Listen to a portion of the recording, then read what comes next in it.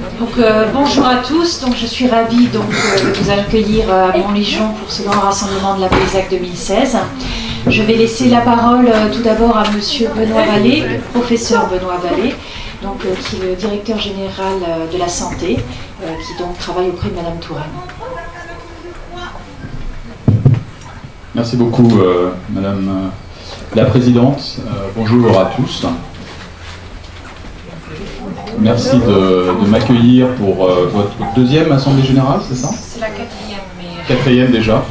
Mais en tout cas la première en tant qu'association agréée oui. Au ministère de la Santé. Et donc pour cette raison-là, c'est une première d'une certaine façon. En fait, je viens officiellement vous voir au nom de madame Touraine. Donc, elle m'a chargé, donc je vais me lever peut-être. Comme ça, ceux qui sont au fond de la salle verront mieux. Donc la ministre de la Santé m'a chargé de vous rencontrer ce matin, d'une part pour faire un point avec vous sur l'état d'avancement des travaux qui étaient attendus depuis février 2016, puisque j'ai eu en ce qui me concerne et pour ma part, la possibilité de rencontrer madame Martin à l'époque de la remise du rapport IGAS, et donc nous avions décidé ensemble de travailler pour améliorer énormément de choses. Et donc c'est sur ces éléments-là que je suis venu vous voir pour finalement vous informer de la suite de ces travaux. Et puis aussi pour vous écouter, puisque je n'en doute pas, vous aurez des questions. Certaines d'entre elles, je saurai y répondre, d'autres non. Donc si ces réponses, je ne peux pas vous les donner, eh bien, avec madame Martin, avec maître Oudin, nous travaillerons pour continuer d'avancer. Donc si je n'ai pas la possibilité de vous répondre aujourd'hui, par avance je vous demande de ne pas m'en vouloir, mais ça ne veut pas dire qu'on n'y donnera pas suite. Alors je vais me présenter un petit peu parce que je ne suis pas certain que vous sachiez exactement ce qu'est un directeur général de la santé, donc c'est pas pour décrire ce que c'est parce que ça nous emmènerait trop loin et ça n'a pas d'intérêt, mais juste pour vous dire que fondamentalement c'est une personne qui est attachée à la sécurité sanitaire d'un pays, avec beaucoup de dimensions, et en particulier le sujet qui nous rapproche aujourd'hui est un sujet de préoccupation pour le passé, puisque vous êtes en charge du passé d'une certaine façon, mais aussi pour l'avenir, et pour que nous puissions améliorer à la fois les prises en charge, mais aussi finalement les moyens de détection qui sont attachés à des expositions pendant la grossesse. Et ceci peut être des médicaments, mais ça peut être beaucoup d'autres choses, et je vais y revenir. Et donc en tant que médecin, parce que moi je suis à l'origine un anesthésiste réanimateur, j'étais encore dans les blocs opératoires en 2012, donc oui, c'est un métier que j'ai fait il n'y a pas si longtemps que ça. Je suis évidemment très concerné aussi par tout l'aspect de prise en charge, de diagnostic, et tous les éléments cliniques qui se rattachent à la reconnaissance. On aura aussi l'occasion de parler de cela. Voilà, donc un directeur général de la santé, c'est plus souvent un médecin, et il a pour responsabilité finalement la sécurité sanitaire dans un pays. Et je suis arrivé à cette place en octobre 2013, donc ça fait à peu près 3 années que je m'occupe de beaucoup de sujets. D'ailleurs, c'est une responsabilité extrêmement diversifiée. C'est un paysage complexe. Alors, aujourd'hui, donc, ce rendez-vous est important pour la ministre, il est important pour moi également, pour donner suite donc aux différentes responsabilités que nous avions constatées dans les suites donc, du rapport IGAS, en sachant que par rapport à la remise de ce rapport IGAS, beaucoup d'éléments avaient été améliorés pour ce qui est de la surveillance des produits de santé dans ce pays, mais je ne vais pas vous parler de ça, parce qu'en fait, on va considérer que c'est antérieur à 2016, et donc au moment où moi je suis avec le rapport IGAS et avec madame Martin pour prendre un certain nombre de décisions d'action. Alors, le point le plus important, parce que c'est une situation qui est aujourd'hui compliquée, puisqu'en fait, on a une filière de prise en charge qui est assez hétérogène, avec des pratiques qui ne sont pas toujours cohérentes de centre à centre. Il nous a semblé qu'il y avait 2 points très importants. Le premier point, donc, c'était une prise en charge qui soit totalement adaptée, ou le plus possible, aux enfants qui ont été exposés et donc qui souffrent aujourd'hui du syndrome de l'anticonvulsivant, qui est finalement le nom de votre association. Et donc, pour faire en sorte que cette prise en charge ne soit plus ni partielle, ni mal adaptée, ni mal répartie sur le territoire, et donc éviter finalement cette errance médicale que Mme Martin a probablement été une des premières à mettre en exergue et à souhaiter solutionner. La ministre de la Santé, donc Mme Touraine, a missionné un professeur de génétique qui travaille à Dijon, qui s'occupe de génétique des anomalies du développement, et donc elle lui a demandé de mettre en place une prise en charge modélisée avec un certain nombre d'experts. Donc en fait cette dame, elle s'occupe d'une filière qui est la filière des anomalies du développement et du déficit intellectuel, et avec le docteur Journel, qui est peut-être dans la salle d'ailleurs, voilà. Donc on s'est eu au téléphone, mais on ne s'est jamais vu avant aujourd'hui. On s'est eu au téléphone après des échanges avec Maître Audin et Madame Martin, donc avec le professeur Audin aussi, qui travaille, Audin, DENT, qui travaille à Rennes. J'ai rencontré son adjointe, mais pas Madame Audin directement, je l'ai vu récemment, mais dans le cadre du plan maladie rare. Donc une mission a été confiée donc d'installer un protocole national de diagnostic et de soins, en acronyme PNDS, et de le rendre public, donc il sera rendu public à la fin de l'année 2016. Alors ça consiste en quoi? Ça consiste à réunir des experts qui ne sont pas que des médecins, qui sont des médecins de différentes filières, mais qui sont aussi des associations. Et APESAC, parmi les 32 personnes qui contribuent à rédiger ce PNDS, fait partie des personnes qui sont impliquées. Je ne sais pas si c'est vous, Madame Martin, directement. Si, c'est moi qui assiste au réunion avec le généticien. D'accord. Donc à la limite, vous pourrez en parler mieux que moi encore, puisque vous êtes aujourd'hui au cœur du dispositif. J'ai vu donc votre ébauche aujourd'hui de protocole, et déjà beaucoup d'éléments qui ont été présentés, et ces experts, ces personnes qui sont impliquées, travailleront selon un cahier des charges, qui est un cahier des charges référencé à la Haute Autorité de Santé, et dont un des objectifs évidemment très important est celui de rentrer dans les règles de déclaration de conflit d'intérêts, pour être certain que les personnes qui travaillent n'ont pas de pollution par rapport au sujet qui est concerné. Donc un certain nombre d'objectifs sont donnés à ce groupe. Évidemment, ces objectifs sont assez cohérents par rapport aux problèmes rencontrés. Donc il s'agit de disposer d'outils pour un diagnostic solide,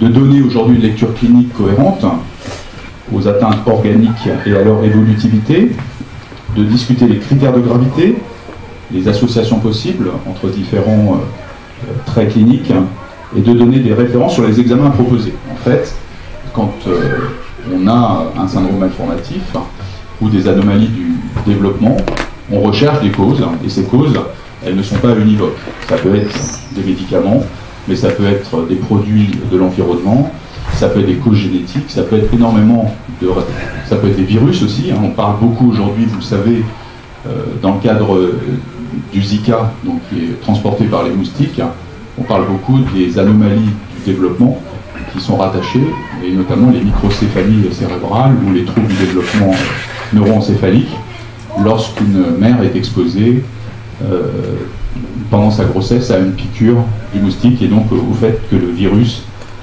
passe au niveau sanguin et au niveau placentaire. Et donc il y a d'autres maladies, vous savez, comme la rubéole par exemple, qui peut engendrer des malformations. Et donc en réalité, quand on a en présence des malformations, on est en devoir de rechercher les causes qui en sont à l'origine.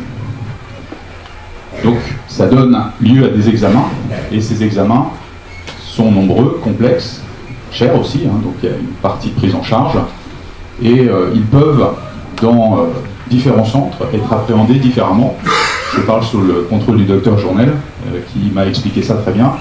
Et donc ça suppose, pour que chacun ait les mêmes chances sur l'ensemble du territoire, que ces centres existent, qu'en tout cas ils soient identifiés, que les médecins les connaissent, les médecins qui rencontrent des personnes dont les enfants ont ce type de problème et qu'il soit orienté et pris en charge. Et donc c'est un travail qui est un travail de cohérence nationale, qui est un travail très important, mais qui doit être guidé par un référentiel.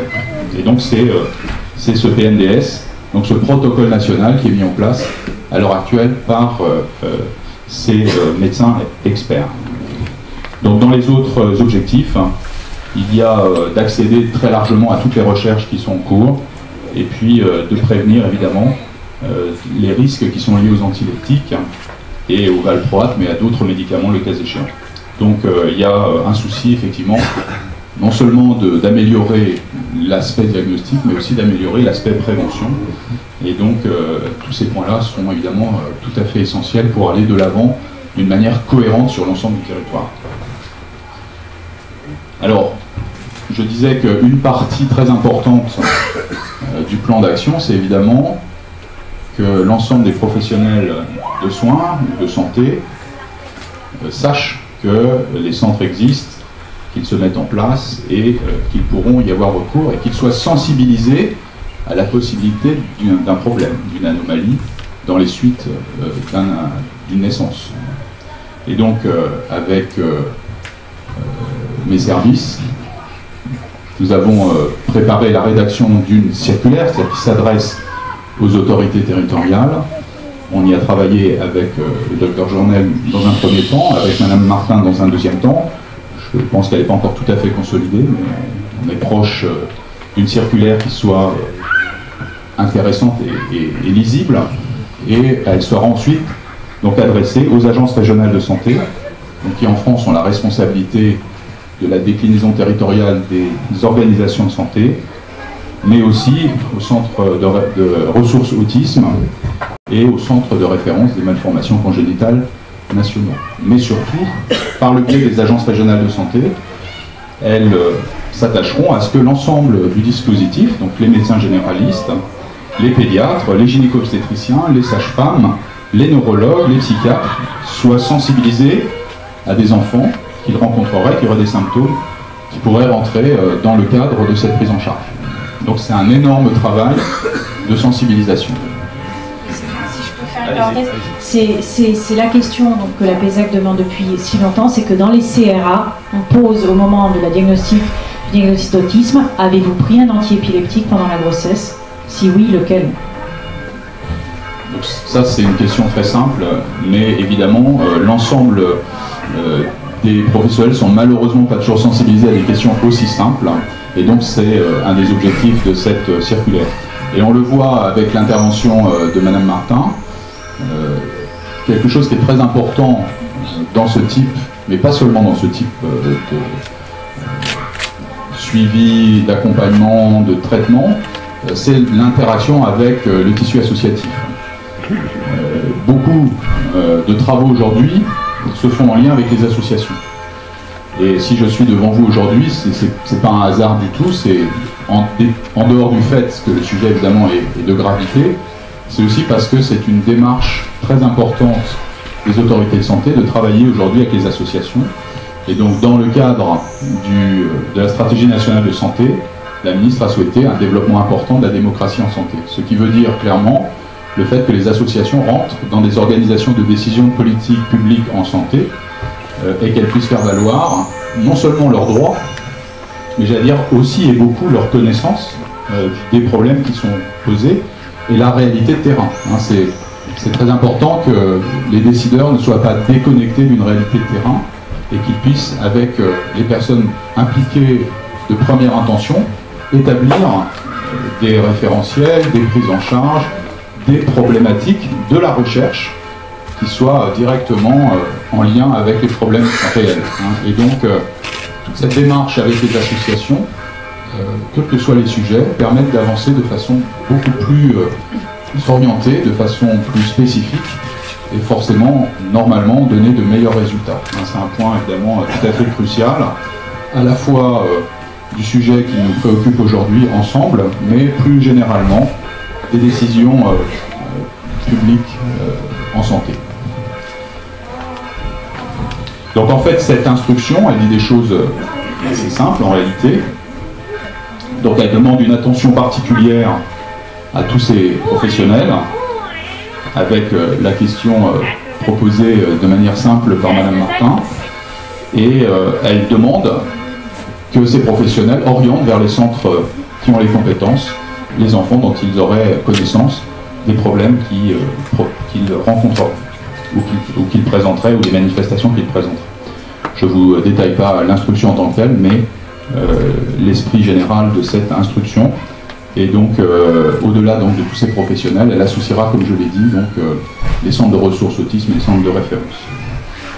Alors, la PESAC aidera également à construire des messages, qui sont des messages de prévention à l'égard des mères ou des futures mères, c'est-à-dire pas seulement lorsque une grossesse s'engage, mais bien avant, hein, pour les jeunes femmes, les jeunes filles qui sont traitées, soit pour une épilepsie, soit pour des troubles bipolaires, donc les alternatives qui existent, les risques associés à la prise de ces médicaments, et donc le choix, parce que tout ça est un problème aussi de choix, et d'offrir un choix à un moment qui est un moment important dans une vie, soit de commencer un traitement donné, soit d'engager ou non un processus de conception. Hein. Et donc évidemment, ces éléments sont des éléments qui sont d'autant mieux expliqués, d'autant mieux présentés qu'ils le sont par des personnes qui ont été concernées par ces sujets. Donc il a été proposé qu'effectivement, avec la PESAC, il y ait la possibilité de construire des messages de prévention et que cette élaboration soit faite de façon concertée. Par exemple également, et je le dis avec beaucoup de tranquillité d'une certaine manière, sur les médicaments, les boîtes de médicaments, il importe d'avoir des pictogrammes qui soient compréhensibles et qui disent bien de quoi on parle, et un message qui est un message d'ailleurs qu'on retrouve sur d'autres types de produits, soit à limiter, soit à interdire, et donc qu'il puisse y avoir effectivement une signalétique relativement simple, mais qui soit choisie en concertation avec vous, plus qu'avec d'autres. En Belgique aussi, puisqu'il y a un représentant belge qui soumettent également au niveau de l'État belge la proposition du même logo de Femmes Enceintes Barré. Au niveau européen.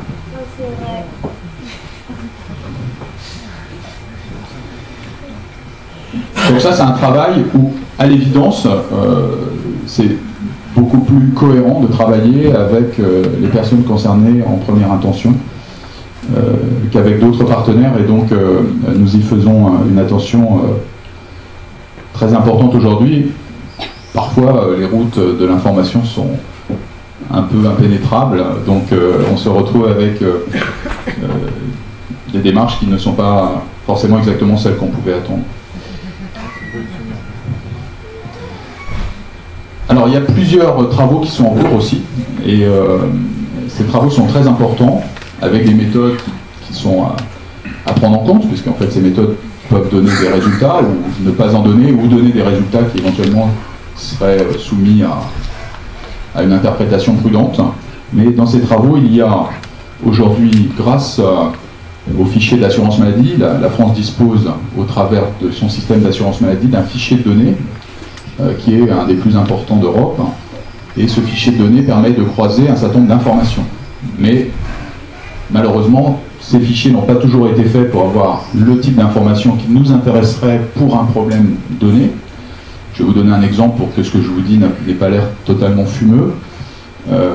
On recherche par exemple les effets de la chirurgie de l'obésité. Et donc, comme le fichier de l'assurance maladie est croisé avec le fichier des établissements de santé, on peut regarder la chirurgie de l'obésité, les types de chirurgie, et par exemple, si ça a un résultat sur la consommation de médicaments, par exemple antidiabétiques, antihypertenseurs, des médicaments dont on peut penser qu'ils seront moins pris après cette chirurgie, hein, dont les effets ont pour objectif, en dehors d'avoir un effet sur le poids, ont aussi un objectif qui est d'avoir un effet sur les conséquences, et donc qui sont notamment l'hypertension et le diabète. Et donc on peut croiser ces données-là. Et par exemple, l'assurance maladie montre qu'effectivement, on a une réduction de l'usage de ces médicaments dans les années qui suivent la chirurgie. L'assurance maladie montre également que ces patients qui sont opérés ne voient pas toujours un médecin dans l'année qui suit, ce qui est quelque chose qui heurte un peu. Mais par contre, ces données ne montrent pas quel est l'effet sur le poids. Vous voyez, le ratio poids-taille n'est pas dans le fichier, aussi extraordinaire que cela paraisse, parce que c'est une donnée qui n'est pas systématiquement recueillie. Donc vous voyez, c'est des fichiers qui peuvent être très importants, très puissants, et qui par ailleurs ont des faiblesses grandes, parce que quand on cherche un problème spécifique, il n'est pas forcément renseigné. Donc c'est pour ça que je prends cet exemple qui est assez démonstratif, pour indiquer qu'il y a des informations qu'on peut tirer d'une base de données, elles ont leurs limites, mais elles peuvent avoir un intérêt très grand par rapport à la notion d'exposition, ou la notion de diminution, par exemple, d'utilisation de médicaments, comme je viens de l'indiquer précédemment. Malheureusement, on ne peut pas remonter très longtemps en avance. Alors, il y a plusieurs aspects. D'accord. Il y a plusieurs aspects. Donc là, dans le travail qui est fait à l'heure actuelle, ça remonte au début des années 2000, j'ai plus la date exacte, mais couvrira jusqu'à 2015 pour plusieurs sujets. Donc le premier, c'est en France, combien de femmes en âge de procréer sont exposées au valproate. Et donc ça, c'est une information qu'on doit pouvoir donner avec une assez grande confiance. Quand je dis confiance, je veux dire confiance dans les chiffres. Pas forcément une grande confiance dans le fait qu'elle soit sous traitement. Vous savez que c'était quelques dizaines de milliers qui étaient évoqués dans le rapport de l'IGAS. Donc pour les expositions des femmes en âge de procréer. Je crois que de mémoire, il y avait 135 000 femmes sous dépakine en 2014 et qu'ils considéraient, l'agence, je crois la NSM, que seuls 75 000 étaient en âge de procréer. Ce avec quoi je n'ai pas tout à fait d'accord sur la division, on va dire. Alors les chiffres sont a priori exacts, mais c'est ces résultats-là qu'on doit être en mesure d'avoir en confirmation dans les semaines qui viennent. Il avait été annoncé que cette première information serait délivrée à la fin du premier semestre 2016, et donc j'ai eu le directeur de l'agence qui m'a effectivement confié qu'on aurait les informations dans les prochaines semaines, et donc ma proposition sera de les partager avec vous dès qu'on peut en disposer, à la fois pour prendre en compte ce sont les informations qui sont dedans, la décroissance qu'il y a eu dans l'utilisation du produit valproate, et les implications que cela représente pour l'avenir. À partir d'une base mesurée, on peut prendre aussi date pour une décroissance à améliorer, à approfondir. Peut-être élargir aussi depuis 1967, puisque date de commercialisation, donc, parce que sûrement on aura les chiffres qu'à partir de 2006 ou quelque chose comme ça, donc tout on va les étendre. Ça c'est tout à fait juste. Alors deuxième point évidemment très important, celui évoqué par Madame Martin, qui est finalement parmi ces femmes en âge de procréer, combien ont des grossesses réellement exposées au valproate. Et donc là on était aussi aux alentours d'1 millier dans le rapport IGAS, donc on verra quels sont les chiffres qui nous sont effectivement annoncés. Et parmi ces femmes, combien de naissances ont eu lieu, combien d'interruptions volontaires de grossesse, combien d'interruptions médicales de grossesse, combien de fausses couches. Donc tous ces chiffres sont évidemment très importants. J'ajouterais que moi, à la PESAC, les dossiers qui m'arrivent, les femmes épileptiques n'ont pas moins d'enfants que les autres. On est sur une moyenne de 2. Il y a des familles où il n'y en a qu'un, il y en a d'autres où il y en a 4 ou 5. Donc on ne fait pas moins d'enfants que les autres femmes. Voilà, mais effectivement, certaines décident d'arrêter. Et donc ça, c'est une mesure qu'il nous faut avoir. C'est-à-dire quel est le pourcentage réel d'arrêt de conception spontanée pour des raisons de développement. Moi, il n'y a pas eu de femmes qui ont tellement arrêté le traitement, sauf depuis la médiatisation du problème. C'est-à-dire depuis 2015, certaines femmes se sont mises, comme Christelle qui est ici, qui a eu 2 enfants sous dépakine, qui a arrêté la dépakine pour le 3e, et qui a un enfant en pleine santé. Troisième sujet, donc c'est celui des risques dans cette base-là de malformation. Donc, là, on rentre dans des choses plus compliquées, puisqu'en fait, on croise donc ce fichier de l'assurance maladie avec le fichier des hôpitaux. Donc, je reprends l'exemple que je vous ai indiqué tout à l'heure sur la chirurgie de l'obésité et des traitements. On est dans la même configuration. Et donc, il n'est pas certain que le PMSI, donc qui est la base de données des établissements de santé ou du système de soins, donne toutes les informations sur cet aspect-là. Donc les chiffres seront à prendre avec beaucoup de réserves, et en tout état de cause, on ne les aura qu'à la fin 2016, parce que la recherche mathématique ou statistique est un peu plus complexe à faire. Quatrième sujet très important, évidemment, c'est celui au-delà des malformations congénitales, qui est celui des troubles psychocomportementaux. Et là, nécessairement, pour toutes les raisons qu'on a indiquées précédemment, je ne l'ai pas dit de manière très précise, mais identifier une malformation morphologique, c'est beaucoup plus simple qu'un trouble, pas toujours d'ailleurs, hein, mais c'est plus lisible qu'un trouble psychocomportemental, hein, donc du neurodéveloppement, je vais arriver à le dire. Et donc ça nécessite, pas toujours, mais plusieurs années. Et donc le recul de 6-7 ans est apprécié comme à peu près celui dont on aura besoin. Or, ces éléments dans la base ne seraient documentés qu'à partir de 2012. Hein. Donc on aurait des chiffres vers 2018 ou 2019. Mais je parle avec beaucoup de réserve sur cela parce que je n'ai pas vu aujourd'hui avec l'Agence du médicament quelle était effectivement la référence initiale et les premières années où ils pourraient nous donner des informations, notamment sur les anomalies les plus criantes. Alors un autre point très important, donc au-delà de ces travaux avec l'Agence du médicament, ça a été celui de rencontrer les responsables des registres nationaux pour tout ce qui est malformation congénitale. Et donc, il y a eu plusieurs rencontres ont eu lieu, moi et pour la Direction Générale de la Santé et des registres, comme le registre MERA, comme le registre de Rennes, pour regarder quel type de méthodes sont utilisées par ces registres, quel type d'amélioration pourrait être attendu, et surtout, comment transformer ces registres en des registres nationaux, ou en un registre national qui finalement aujourd'hui n'existe pas vraiment. Je parle avec prudence parce que il y a des informations nationales qui existent, mais qui sont en réalité les informations que ces centres envoient au registre européen, qui s'appelle Eurocat, et qui sont ensuite revenus vers, ou rapportés par Eurocat vers la France. Autrement dit, il y a un processus intermédiaire qui est celui d'une base de données européenne. Ce qui veut dire que les informations qui sont délivrées à l'Europe sont des informations très importantes, très construites, mais elles sont limitées à une méthodologie commune aux différents pays européens. Et donc il y a des informations qui probablement sont moins fines, ou moins détaillées qu'elles ne le seraient pour un registre qui aurait cette dimension française. Donc avec l'Agence nationale de santé publique, qui est l'agence en France qui surveille le territoire, qui identifie par exemple les grippes, qui identifie les maladies digestives, qui identifie tel ou tel type de pathologie virale, travaillent loin du territoire métropolitain, ils sont aussi en Outre-mer, par exemple aujourd'hui ils font la surveillance de tout ce qui est conséquences du Zika.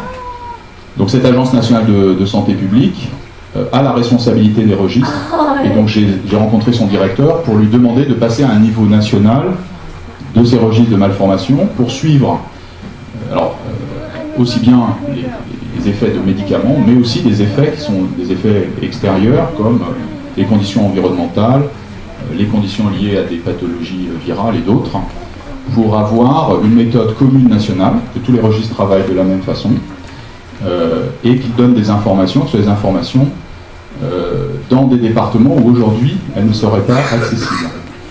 Évidemment, ces registres ne peuvent pas couvrir tout le territoire parce que les informations qui sont recherchées sont très, très fines, très complexes, et certaines sont diagnostiquées avant la naissance, d'autres à la naissance, d'autres plusieurs années, plusieurs mois, plusieurs années après la naissance. Et donc les registres ne suivent pas toujours très loin, certains suivent à 1 mois, certains suivent à 1 an. Et donc il faut harmoniser cela et puis s'assurer qu'effectivement ils iront tous à au moins 1 an. Et donc pour que tous aillent à cette distance-là, évidemment, ça suppose des gens très investis, en recherche très pointue, et on n'a pas forcément besoin que ça soit l'ensemble du territoire national. Mais la représentation doit être la plus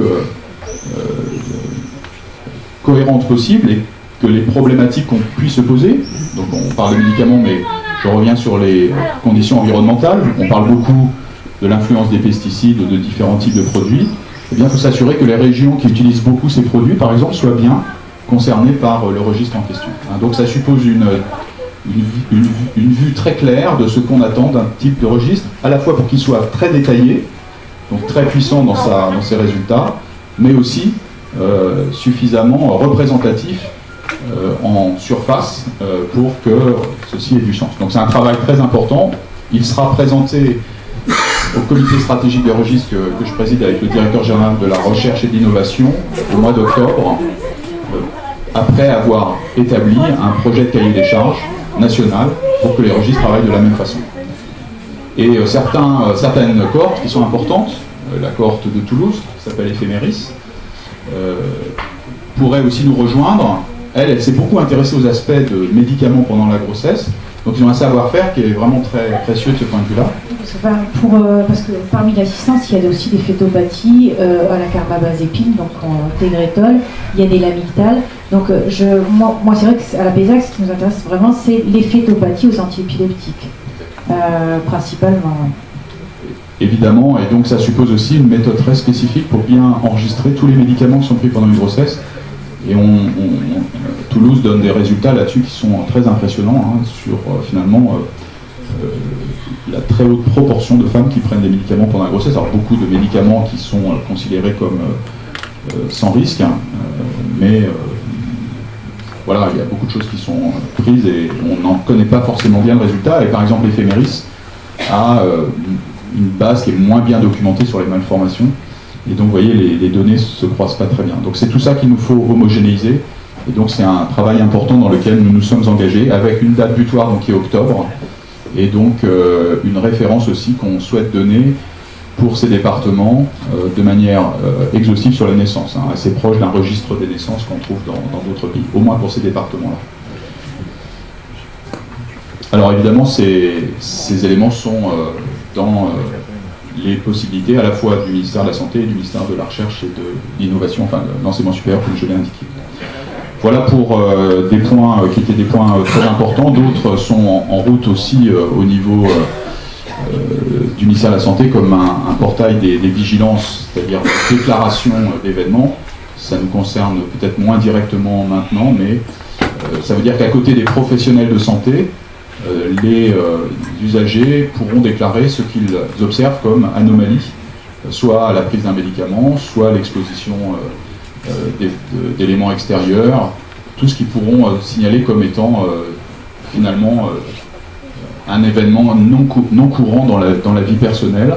Et donc ce portail des signalements, qui sera national, qui permettra à plusieurs types d'informations de venir, sera ouvert à la fin de l'année 2016, avec un temps qui sera un temps on va dire de test, parce que c'est des dispositifs assez compliqués, il faut être sûr qu'ils marchent correctement. Il se fera dans plusieurs régions françaises avant d'être sur une base complètement nationale. Évidemment, c'est un sujet important qui dépasse la réunion dans laquelle nous sommes aujourd'hui, mais qui, au regard de l'implication des usagers dans la pharmacovigilance, par exemple, dans le fait de faire une traduction concrète d'événements associés à des effets indésirables de médicaments, est tout à fait important. Est-ce qu'on peut rendre obligatoire le signalement auprès des médecins, des gars qui diagnostiquent une phétopathie? Est-ce qu'il peut y avoir, dans le cadre de l'instruction ministérielle, l'obligation pour les médecins ayant vu des enfants soupçonnant une phétopathie de les déclarer? Alors c'est un très bon, évidemment c'est un très bon outil qui permettrait l'exhaustivité. Donc j'en ai parlé avec les personnes de Rennes notamment pour bien comprendre ce qu'il y a derrière. En fait, c'est vrai que quand on parle de phétopathie, on pense à des choses très macro, en anomalie, mais il peut y avoir des phénomènes plus fins. Alors, je pense que la notion de déclaration obligatoire, vous le savez, c'est principalement pour les maladies infectieuses, mais pas seulement. Par exemple, l'exposition au plomb doit faire l'objet d'une déclaration obligatoire. Donc moi, je suis assez en faveur de ça, je le dis vraiment très sincèrement. Simplement, je ne veux pas le proclamer sans que techniquement on ait validé le principe que c'était faisable. Donc il faut le faire avec les experts médecins qui travaillent sur ces sujets-là très particulièrement, avec le docteur Journel, avec d'autres sans doute. Mais moi je suis assez favorable à l'idée que même si certaines ne seront pas déclarées, parce que c'est ça qui risque de se passer, au moins c'est une sensibilisation très importante. C'est aussi pour ça que j'ai évoqué la notion de registre des naissances, c'est-à-dire qu'on ait en France une vraie exhaustivité des naissances. Alors on l'a pratiquement avec le dépistage néonatal, quelques refus, mais on est très près de l'exhaustivité. Mais je pense qu'on devrait rentrer dans une logique, au moins pour les départements qui seront dans ces registres que je viens de décrire, au moins pour cela rentrer dans une logique qui serait de dépistage obligatoire, enfin de déclaration obligatoire et de déclaration de naissance. Comme ça, on aurait, vous le savez, c'est toujours la question, un nombre de références qui soit bien connu, et ça permet de faire effectivement une épidémiologie cohérente. Alors ça ne vous concerne pas dans votre vie au quotidien, ni dans les problèmes que vous rencontrez tous les jours avec vos enfants, mais ça concerne les moyens en France de bien comprendre quelles sont les causes. C'est ça qui est très très important, et comment ces causes sont identifiables en groupe.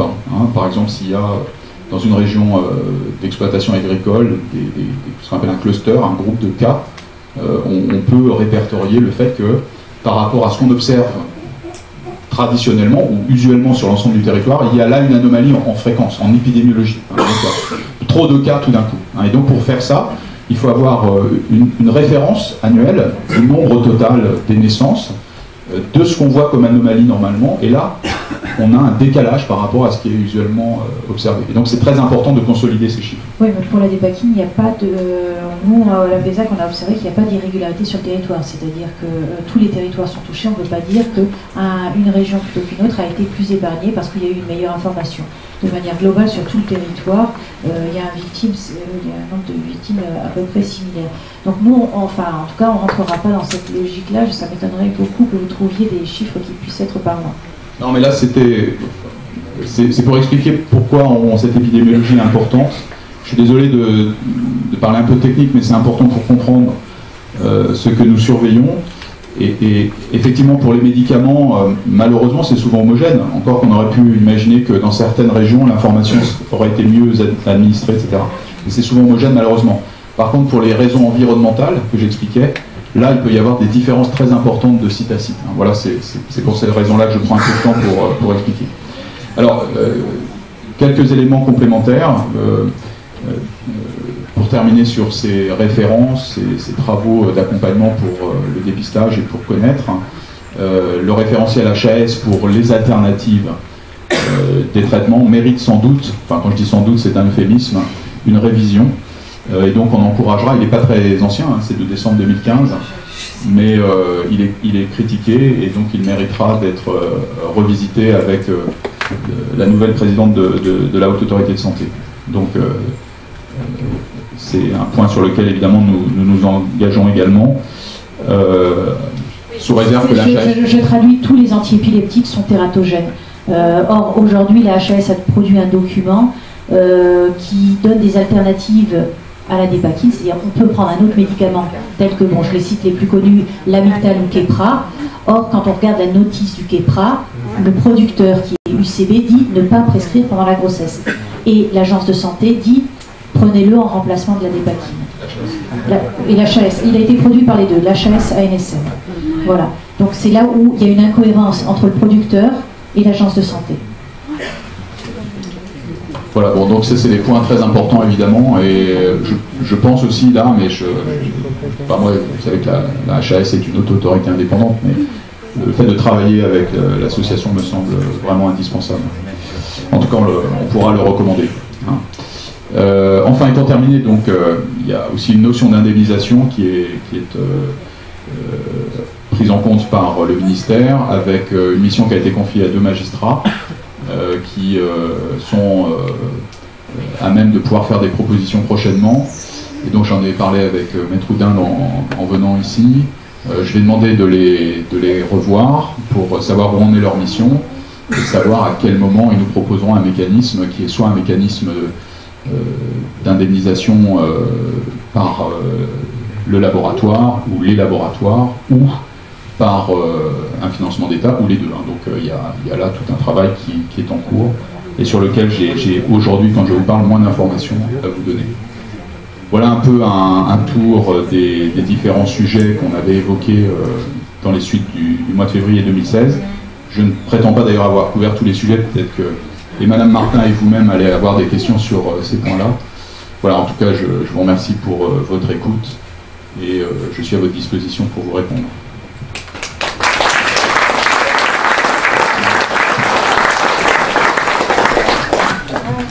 S'il y a des questions dans la salle, vous levez la main et je vous amène le micro. Je laisse d'abord s'exprimer peut-être. Allez-y. Bonjour, monsieur Lé. J'aimerais bien simplement faire un test avec des mains levées pour que vous compreniez le problème entre les malformations et les troubles des apprentissages. C'est-à-dire que j'aimerais bien que dans la salle, tous ceux qui ont été exposés au valproate, je ne parle pas donc quelque chose que les enfants qui peuvent être représentés par leurs parents, tous ceux où il y a une malformation lèvent la main. Voilà. Malformation, j'ai bien dit, pas trouble des apprentissages.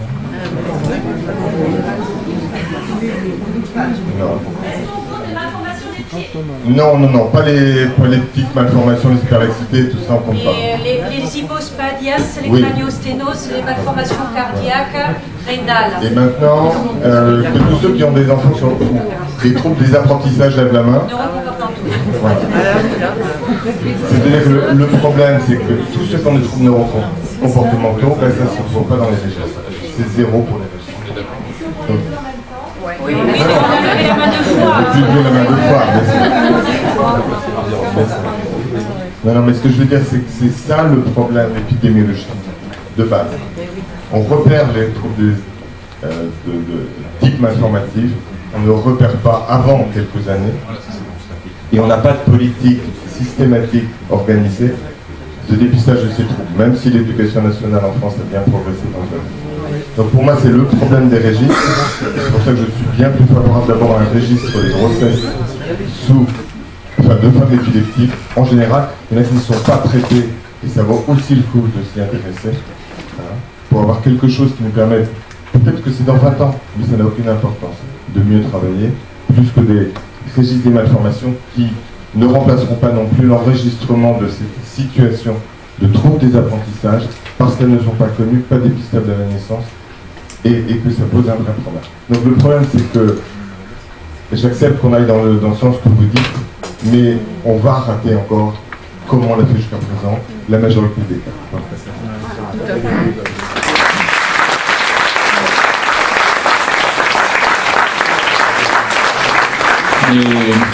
Mais c'est pas exclusif en fait, c'est-à-dire que l'un et l'autre peuvent être construits et voilà. Voilà. Je pense que le premier registre que j'indiquais, évidemment essentiel également pour beaucoup de raisons que j'ai déjà évoquées, je reviens pas dessus. Et ce que vous demandez, qui est, je sais pas si c'est un registre ou une cohorte des femmes épileptiques, c'est quelque chose à voir, mais je suis d'accord, c'est-à-dire qu'effectivement il y a, y compris celles qui ne sont pas traitées, et c'est très important de voir ce qui se passe. Mais je suis d'accord avec vous et vous le savez, on a commencé d'avoir des échanges et c'est pas maintenant que ça va s'arrêter. Je pense d'où l'importance de s'appuyer sur les centres ressources autisme et les services de neuropédiatrie qui voient passer nos enfants et effectivement à qui cette question doit être posée. Avez-vous pris un antiépileptique? Et en génétique également, mais bon... Je pense qu'il y a une question que beaucoup de gens meurent de poser aussi dans la salle, c'est la question indépendamment, je dirais, d'indemnisation, de la prise en charge sécurité sociale des soins. Parce que vous ne l'avez pas abordé, et pour la quasi-totalité des familles, c'est au quotidien ce qu'elles observent. Tous les soins ne sont pas pris en charge. Loin de là, les dépistages, on ne peut pas faire de dépistage de neuropsy, etc.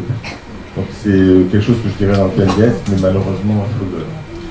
Oui, ça pourrait passer par une reconnaissance à 100% pour une embryophétopathie sur les soins liés qui seraient décrits dans le PNDS. Je pense qu'effectivement, c'est dans le travail du PNDS à faire avec la direction de la sécurité sociale chez nous. Et moi, je relayerai évidemment cette préoccupation dont on a aussi parlé avec Maître Audin dans la voiture. Il y a une question au fond de la salle. On va donner le micro au monsieur à la chemise bleue. Bonjour, il y a aussi un aspect qui est absolument pas, enfin vous n'en avez pas du tout parlé, peut-être qu'on en parlera plus tard, c'est du point de vue de l'éducation nationale où il y a une confusion totale des troubles de nos enfants et il n'y a aucun suivi, il n'y a rien du tout, ils sont complètement abandonnés, c'est une vraie catastrophe. Là, cette année on est en train de perdre notre AVS, donc est-ce qu'il y a quelque chose de prévu pour qu'on se rende compte que ces enfants ont besoin d'être accompagnés en cours et qu'ils ne soient pas complètement perdus pour le système scolaire. Merci. Merci pour votre question. Alors il y a un travail qui est engagé entre le ministère de la Santé et le ministère de l'Éducation nationale pour un accord cadre sur beaucoup d'actions conjointes entre les deux ministères. en particulier sur ce qu'est la démarche de l'apprentissage de la santé, de l'éducation à la santé. Mais le point que vous évoquez me semble très pertinent dans les différents items de l'accord cadre.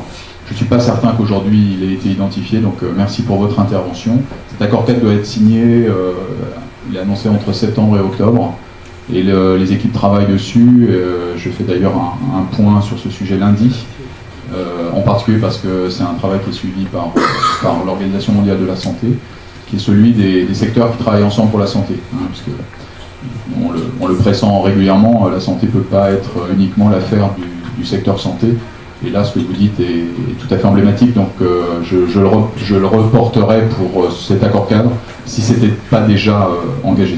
Et on pourra dire à Madame Martin comment les choses sont engagées. Mais on peut envisager que ça se soit spécifié dans l'instruction ministérielle et qu'effectivement la reconnaissance de la pathologie embryophétopathie ou valproate soit connue dans les MDPH et entraîne effectivement systématiquement l'accompagnement scolaire, l'octroi d'une AVS. Donc rajouter la case dans les MDPH embryophétopathie. Alors il faudra voir d'ailleurs à quel point cette instruction ne doit pas être partagée avec le ministère de l'enseignement. Alors on a ici je ne sais pas si toi tu veux intervenir dans le cadre du MINE. Bon, d'accord. Vous avez ici un chef d'établissement en collège, voilà. Moi je ne suis pas représentant de la ministre ici. Il y aura demain après-midi un atelier où on pourra évoquer ces questions, où je répondrai à vos questions. Mais effectivement, c'est un problème énorme. Alors ce que je disais à Madame Martin, c'est que les questions que vous aurez en atelier demain, tous les points qui vont remonter, moi je suis très intéressé pour les recueillir, Monsieur Journal aussi. Et donc ça nous permettra de continuer à travailler ensemble. D'accord, une question là-bas, Valérie. Moi en fait ma question c'était aussi pour les enfants qui sont en IME, c'est-à-dire en structure et puis qui ont une filière qui n'est pas tout à fait malheureusement normale.